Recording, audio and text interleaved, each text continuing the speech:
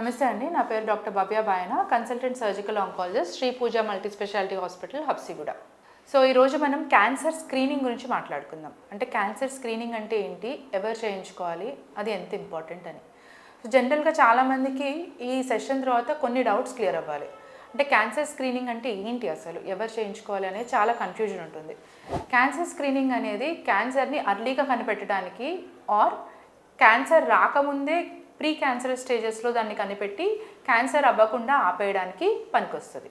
So ఇది ఎవరు చేయించుకోవాలి, అర్లీగా కనిపెట్టడం అంటే ఏంటి, సిమ్టమ్స్ అంటే మీకు తెలిసిన తర్వాత కనిపెట్టడం కాదు, మీకు తెలియకముందే మీరు అబ్సల్యూట్గా హెల్త్ పరంగా మీకు ఏం కంప్లైంట్స్ ఉండవు. అంటే హెల్త్ పరంగా మీకు గడ్డలు ఉండవు, రక్తం ఉండదు, వెయిట్ లాస్ ఉండదు, ఏవి కంప్లైంట్స్ ఉండవు, అబ్సల్యూట్లీ ఫిట్ ఉంటారు.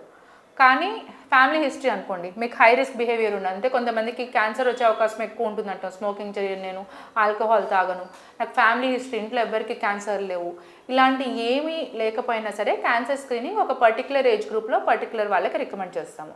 ఎందుకంటే క్యాన్సర్ హై రిస్క్లో ఎక్కువ అవకాశం ఉన్న వాళ్ళకి వచ్చే అవకాశం ఎక్కువగా ఉంటుంది. అలా అని చెప్పి ఏమీ లేని వాళ్ళకి అస్సలు రాదా అంటే జనరల్గా మ్యాక్సిమం 90%, 80 to 90% ఏమీ హిస్టరీ లేని వాళ్ళకి క్యాన్సర్ ఎక్కువగా వస్తుంది. ఇప్పుడు బ్రెస్ట్ క్యాన్సర్ అనుకోండి, 10% ఫ్యామిలీ హిస్టరీ ఉన్న వాళ్ళకి వస్తుంది. మిగతా 90% కొత్త వాళ్ళకే వస్తుంది. వాళ్ళకి ఏమీ ఉండదు, అసలు సైడ్ ఎఫెక్ట్స్ ఉండదు. అంటే హై రిస్క్ బిహేవియర్ ఉండదు, పిల్లల్ని కంటారు, పాలిస్తారు, అన్నీ ఇస్తారు, కానీ బ్రెస్ట్ క్యాన్సర్ వచ్చే అవకాశం ఉంటుంది. సో అబ్సల్యూట్గా క్యాన్సర్ నుంచి ఎవరూ సేఫ్ కాదు అనేది మెయిన్గా అందరూ అర్థం చేసుకోవాల్సింది. అది అర్థమైన తర్వాత క్యాన్సర్ స్క్రీనింగ్ చేయించుకోవడం ఎప్పుడు అనేది హెల్త్లో ఏం కంప్లైంట్స్ లేకపోయినా ఒక పర్టికులర్ ప్రోటోకాల్ ఉంది. అలా అని చెప్పి అన్ని క్యాన్సర్స్కి స్క్రీనింగ్ ఉందా అంటే లేదు. మన ఈ యాపిల్ CEO గారు అనుకోండి, ప్యాన్క్రియాస్ క్యాన్సర్తో అంత పెద్ద ఆయన ఎలా చనిపోయారు, ముందే స్క్రీనింగ్ చేయించుకోవచ్చు కదా. ప్యాన్క్రియాస్ క్యాన్సర్ని కనిపెట్టలేము, అంటే స్క్రీనింగ్ ఫెసిలిటీస్ లేవు. కొన్ని క్యాన్సర్స్ ఉన్నాయి, ఆ క్యాన్సర్స్కి స్క్రీనింగ్ ఆప్షన్స్ ఉన్నాయి. అవేంటివి, బ్రెస్ట్ క్యాన్సర్, రొమ్ము క్యాన్సర్ అంటే, కోలన్ క్యాన్సర్, పెద్ద పేగు క్యాన్సర్, సర్వైకల్ క్యాన్సర్ అంటే గర్భసంచి ముఖద్వారం క్యాన్సర్, ప్రాస్టేట్ క్యాన్సర్, మగవాళ్ళలో ప్రాస్టేట్ గ్రంథి క్యాన్సర్, ఇలాంటి క్యాన్సర్స్కి ముందే కనిపెట్టగలిగే అవకాశం ఉంది. అండ్ ఈ క్యాన్సర్సే చాలా కామన్. ఇప్పుడు మనం ఒక 100 మందిని తీసుకున్నాం అనుకోండి, క్యాన్సర్ పేషెంట్స్ని, 90 మంది ఈ రకమైన క్యాన్సర్స్తోనే ఉంటారు. సో చాలా కామన్ క్యాన్సర్స్కి మనకి స్క్రీనింగ్ మెథడ్స్ ఉన్నాయి. ఆ స్క్రీనింగ్ మెథడ్ జనరల్ పాపులేషన్లో ఉంటే అందరు చేయించుకోవచ్చు. అవి ఏంటి అంటే, ఫస్ట్ బ్రెస్ట్ క్యాన్సర్కి అనుకోండి, బ్రెస్ట్ క్యాన్సర్కి సెల్ఫ్ బ్రెస్ట్ ఎగ్జామినేషన్ అంటే 18 సంవత్సరాల తర్వాత ప్రతి నెల ఒకసారి ప్రతి మహిళ తన రొమ్ముని తనే ఎగ్జామిన్ చేసుకోవాలి. అండ్ 35 సంవత్సరాల తర్వాత క్లినికల్ బ్రెస్ట్ ఎగ్జామినేషన్ వేరే డాక్టర్తో కుదిరినంత మటుకు సంవత్సరానికి ఒకసారి చూపించుకోవాలి.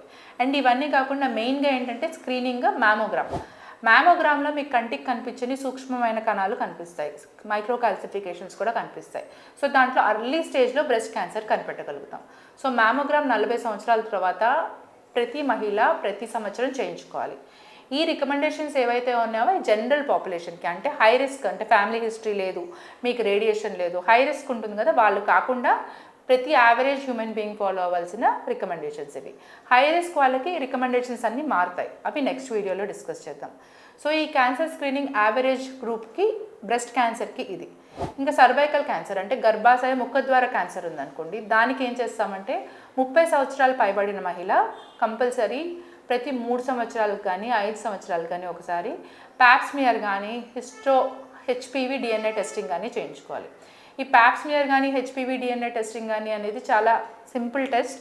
దాన్ని మీరు ఓపీ ప్రొసీజర్ వస్తే ఒక 5 నిమిషాల్లో అయిపోతుంది, అంత అన్కంఫర్టబుల్గా కూడా ఉండదు. దీంట్లో ముక్కలు తీయడం కానీ అలా ఏం జరగదు. జస్ట్ ఆల్రెడీ రాలే కణాలు ఉంటాయి కదా, ఆ కణాలను మేము ఒక బ్రష్తో కలెక్ట్ చేసుకొని దాన్ని పంపిస్తాము. ఈ సర్వైకల్ క్యాన్సర్ ఏంటంటే ఒక ఇన్ఫెక్షన్ ద్వారా వస్తుంది. అండ్ ఆ ఇన్ఫెక్షన్ క్యాన్సర్ కింద మారడానికి 10 నుంచి 15 సంవత్సరాలు పడుతుంది. ఈ 10 నుంచి 15 సంవత్సరాల్లో క్యాన్సర్ డైరెక్ట్గా వచ్చేసేది, ఒకే రోజు నేను క్యాన్సర్ వచ్చాను అన్నట్టు రాదు. అది ముందు కొన్ని సంవత్సరాల ముందు ప్రీ క్యాన్సర్ స్టేజెస్లో వస్తుంది. అంటే క్యాన్సర్ అవ్వకముందు క్యాన్సర్ అయ్యే తత్వం ఉంటుంది. దాన్ని మనం కనిపెట్టగలిగామనుకోండి, పెద్ద ఆపరేషన్స్ లేకుండా చిన్న ప్రొసీజర్స్తోనే ఆ ప్రీ క్యాన్సర్ స్టేజ్ని కంప్లీట్గా తీసేయగలుగుతాం. అంటే క్యాన్సర్ రాకుండా ప్రివెంట్ చేయగలుగుతాం. సర్వైకల్ క్యాన్సర్ ప్రివెంటబుల్, ఇదొక బ్యూటీ సర్వైకల్ క్యాన్సర్కి. అండ్ స్క్రీనింగ్ ఆప్షన్స్ ఉన్నాయి. అండ్ ఇండియాలో ఇది సెకండ్ మోస్ట్ కామన్ క్యాన్సర్. అంటే చాలా మటుకు మహిళలు బ్రెస్ట్ క్యాన్సర్ తర్వాత సర్వైకల్ క్యాన్సర్తోనే చనిపోతున్నారు. సో వీళ్ళకి ఒక ఆప్షన్ ఉంది, క్యాన్సర్ స్క్రీనింగ్. ప్రతి మహిళ 30 సంవత్సరాలు పైబడిన తర్వాత ఏమీ కంప్లైంట్స్ లేకపోయినా, మీకు తెల్లబట్ట అవ్వదు, రక్తం పడదు, బ్లీడింగ్ లేదు, ఏమీ లేకపోయినా సరే కంపల్సరీ రొటీన్గా చేయించేసుకోవాలి. ఇంకొక క్యాన్సర్ పెద్దపేగు క్యాన్సర్. ఈ పెద్దపేగు క్యాన్సర్కి అంటే బ్లీడింగ్ అవ్వడం కానీ కంప్లైంట్స్ లేకపోయినా సరే ప్రతి ఒక్కరూ 55 ఇయర్స్ తర్వాత ఆర్ 50 ఇయర్స్ తర్వాత సంవత్సరానికి 10 సంవత్సరానికి కాదు 10 సంవత్సరాలకు ఒకసారి కొలనోస్కోపీ. అంటే ఇది నేను చెప్పే టెస్ట్ బెస్ట్ టెస్ట్. కొలనోస్కోపీ అంటే ఒక చిన్న ట్యూబ్ని మలద్వారం ద్వారా పంపించి కంటికి చిన్న చిన్న అల్సర్స్, పుండ్లు కానీ బొడుగులు కానీ ఏమైనా కనిపిస్తే అక్కడే మీకు ఒకేసారి చూడొచ్చు, లేదంటే ఆ చిన్న ముక్క పరీక్ష చేయొచ్చు. అండ్ కొన్ని చిన్న చిన్న బుడుగులు ఉన్నాయనుకోండి, అది పాలిప్స్ అంటారు. ఆ పాలిప్స్ని తీసేయచ్చు. ఆ పాలిప్స్ తీసేస్తే ఈ పాలిప్సే ఓవర్ టైం మెల్లమెల్లగా క్యాన్సర్ అవుతాయి. సో మీకు క్యాన్సర్ అవ్వకముందు తీసేస్తున్నాము. సో మీకు ఈ ఆప్షన్ కూడా ఉంటుంది, కొలనోస్కోపీ చేయించుకోవడం. లేదు కొలనోస్కోపీ అస్సలు చేయించుకోను నేను, అసలు నాకు అస్సలు ఇష్టం లేదు అంటే వేరే ఆప్షన్స్ కూడా ఉన్నాయి. కొలనోస్కోపీ ట్యూబ్ పెట్టి చేయించుకోకుండా ఉన్న వాళ్ళకి స్కానింగ్ ద్వారా కూడా చేస్తారు. సిటీ కొలనోస్కోపీ కానీ వర్చువల్ కొలనోస్కోపీ అంటారు. లేదంటే మోషన్లో ఏమన్నా టెస్ట్ చేస్తారు. ఇవన్నీ 100% గ్యారంటీ కాదు కానీ, బట్ ఒకవేళ అబ్సల్యూట్గా వద్దు అనుకున్న వాళ్ళకి వేరే ఆప్షన్స్ కూడా ఉన్నాయి. కానీ పెద్దపేగు క్యాన్సర్స్కి కూడా స్క్రీనింగ్ మెథడ్స్ ఉన్నాయి. ఇవి మగవాళ్ళలో ఆడవాళ్ళలో ఎక్కువగా వస్తుంది. మన లైఫ్ స్టైల్ హ్యాబిట్స్ వల్ల ఇది ఇంకా ఎక్కువగా అవే అవకాశం చాలా ప్రొజెక్ట్ అవుతుంది. సో ముందే 50 ఇయర్స్ అబౌవ్ ఒకసారి కొలనోస్కోపీ చేయించుకుంటే బెటర్. అందరూ కొలనోస్కోపీ అయిపోయిన తర్వాత మగవాళ్ళలో ప్రాస్టేట్ క్యాన్సర్ని ఏం చేస్తాము అంటే ప్రతి సంవత్సరం ఒకసారి ఒక ఏజ్ దాటాక ఒక 50 ఇయర్స్ అనుకోండి, 40 ఇయర్స్ అనుకోండి, every year once digital rectal examination అంటారు. అంటే మేము క్లినికల్గా పర్రెక్టల్గా మలద్వారం ద్వారా టెస్ట్ చేసి ఫింగర్తో ప్రాస్టేట్ గ్రంథి ఏమన్నా పెరిగిందా అని చూడగలుగుతాము. ఇంకొకటి పిఎస్ఏ, సీరం పిఎస్ఏ టెస్టింగ్ అంటారు. అంటే రక్తంలో ఒక చిన్న రక్త పరీక్ష. ఇది మీరు ఇలా శాంపుల్ ఇస్తారు వేరే వాటికి అలాగా. సో ఈరోజు సీరం పిఎస్ఏ ఎక్కువ ఉంది అనేది కాకుండా ఈ లాస్ట్ ఇయర్ ఎంత ఉంది, ఇంకొక ఇయర్ ఎక్కువ ఉంది, వీళ్ళకి పెరుగుతుందా, ట్రెండ్ ఏమన్నా పెరుగుతుందా అనేది చూసుకోవడం చాలా ఇంపార్టెంట్. సో ఇది ఒక సింపుల్ టెస్ట్, బ్లడ్ టెస్టే కాబట్టి మీరు వేరే శాంపుల్స్ ఇస్తూ కూడా ఈ శాంపుల్ ఒకటి ఇచ్చేయచ్చు. ఇది ప్రాస్టేట్ క్యాన్సర్కి.